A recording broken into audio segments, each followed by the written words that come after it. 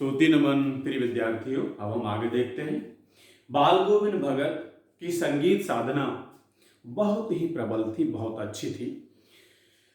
गर्मी के उमस भरे वातावरण को वह अपनी संगीत साधना से, अपने संगीत की दुनिया से, अपने संगीत के माध्यम से बहुत ही सहज और सरस बना देते थे।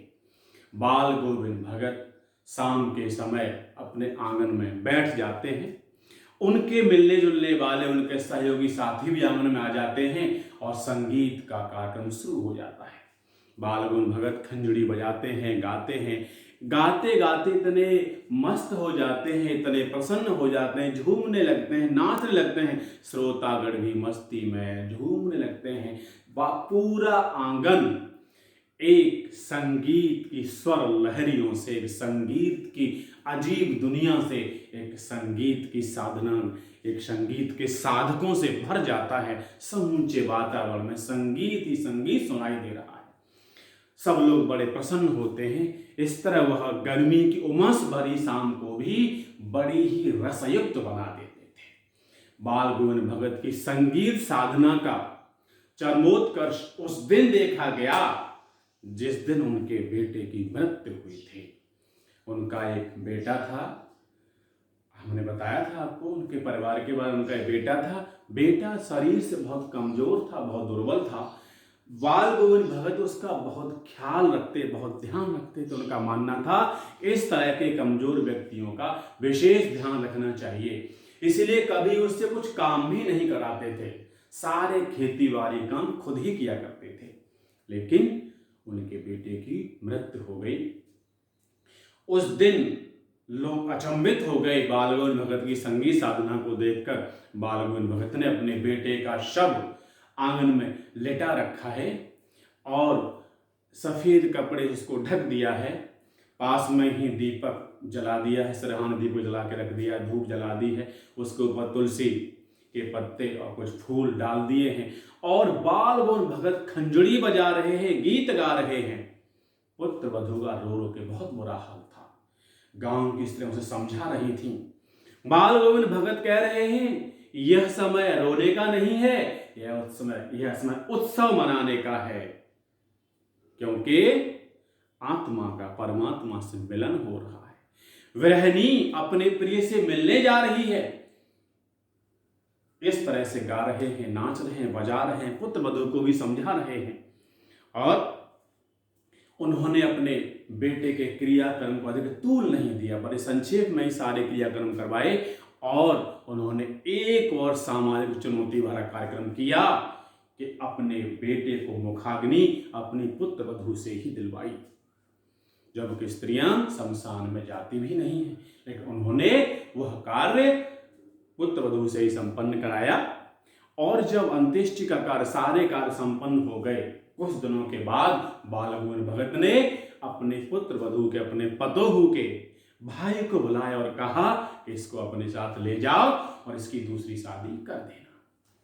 लेकिन पुत्र वधू रो रही थी, उनसे प्रार्थना कर रही थी, विनती कर रही थी कि मुझे अपने चरणों में स्थान दीजिए, मुझे अपने साथ ही रखिए, क्योंकि बाल गोविंद भगत की उम्र 60 वर्ष से भी ऊपर हो चुकी थी। वह 60 ईयर्स के हो चुके थे।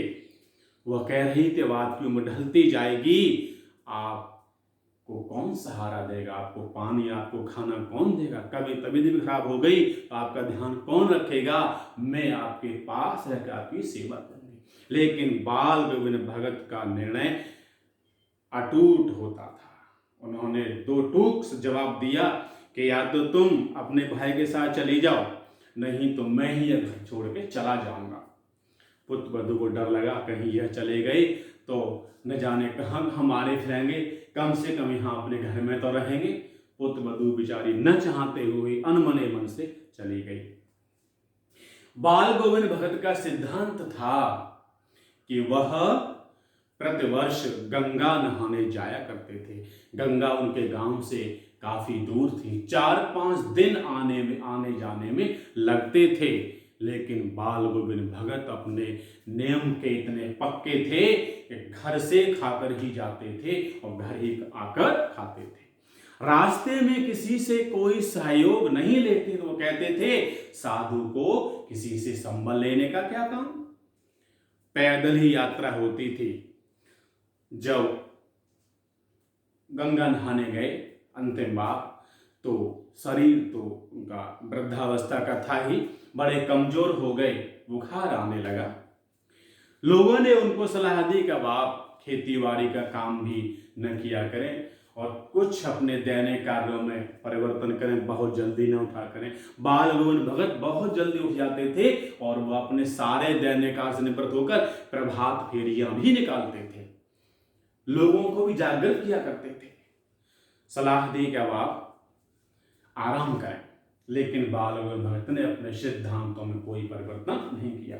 सुबह उठना, 2 मील स्नान करने जाना और फिर अपना नित्य प्रसार कार्य करना, खेती बाड़ी भी करना।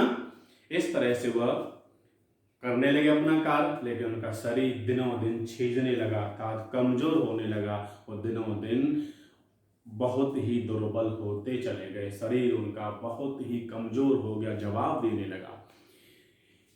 हमेशा बाल गोविंद भगत सुबह शाम संगीत गाया करते थे, लोगों को संगीत सुनाया करते थे। एक दिन लोगों ने सुबह बाल गोविंद भगत का संगीत नहीं सुना तो लोगों ने जाकर देखा कि बाल गोविंद भगत इस दुनिया में नहीं रहे, उनका मृतक शरीर मात्र शेष है।